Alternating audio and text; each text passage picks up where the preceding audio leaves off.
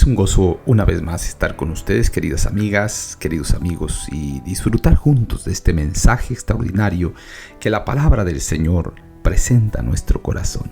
Sean bienvenidas y bienvenidos todos una vez más a nuestro pan cotidiano.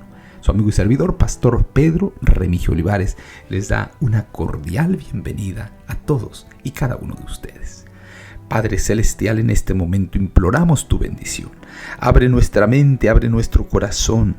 Profundiza, Señor, en nuestras emociones, en nuestra razón y ayúdanos a obedecerte.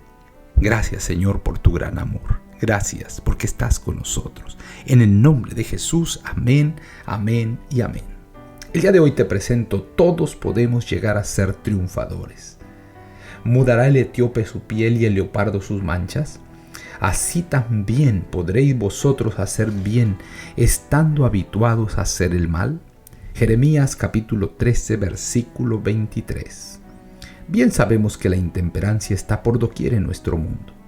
No hay pecado en comer y beber para sostenernos físicamente, ni en hacer lo que es para nuestro bien espiritual.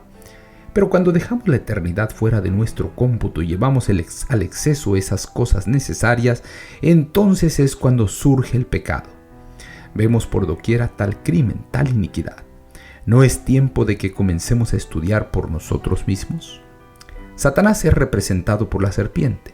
El tentador está por doquiera en todos lados. Y cuando Dios prohíbe algo, ¿cuál es el resultado? En muchos casos, en lugar de obedecer la voz de advertencia, escuchan al tentador. Y en lugar de gozar todas las atracciones que presenta Satanás, cosechan dolores y desgracias. Cuando Cristo vino a nuestro mundo como un bebé en Belén, los ángeles cantaron gloria a Dios en las alturas y en la tierra paz, buena voluntad para con los hombres. Satanás, con toda su sinagoga, pues Satanás pretende ser religioso, determinó que Cristo no llevaría a cabo los consejos del cielo. Después que Cristo fue bautizado, se arrodilló en la ribera del Jordán, y nunca antes el cielo había escuchado una oración tal como la que salió de sus divinos labios. La gloria de Dios, en la forma de una paloma de oro bruñido, descansó sobre él, y de la gloria infinita se oyeron estas palabras: Este es mi Hijo amado, en quien tengo complacencia. La raza humana está ceñida por el brazo humano de Cristo. Mientras con su brazo divino se aferra del trono del infinito, la oración de Cristo se abrió paso por la oscuridad y penetró hasta donde está Dios. Eso significa que el cielo está abierto delante de cada uno de nosotros. Significa que las puertas están de par en par, que se imparte la gloria al Hijo de Dios y a todos los que creen en su nombre. Cristo entró en el desierto, con el Espíritu de Dios sobre él para ser tentado por el diablo. El enemigo había de tentar al Hijo de Dios. Satanás abandonó el campo de batalla como un enemigo vencido. Nuestro Salvador pasó sobre el terreno y fue vencedor. ¿Qué ha hecho para la familia humana? Ha elevado al hombre en la escala de valores morales. Podemos ser vencedores mediante nuestra suficiencia, Cristo. En Cristo hay esperanza para el más desamparado. ¿Para qué vino Cristo? Para representar al Padre. ¡Qué corazón de amor y simpatía! Vino para traer vida eterna, para quebrantar todo yugo. Cuando Dios dio a su Hijo, dio todo el cielo.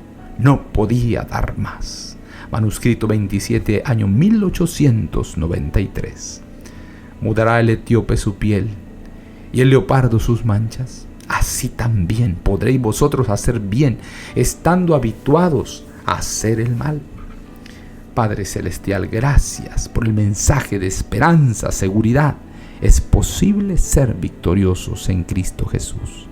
Toma, Señor, nuestra mente, esta mente deshecha por el pecado, y ayúdanos, transfórmanos, cámbianos, danos fuerza. En el nombre de Jesús, amén, amén y amén. Jehová te bendiga y te guarde. Jehová haga resplandecer su rostro sobre ti y tenga de ti misericordia.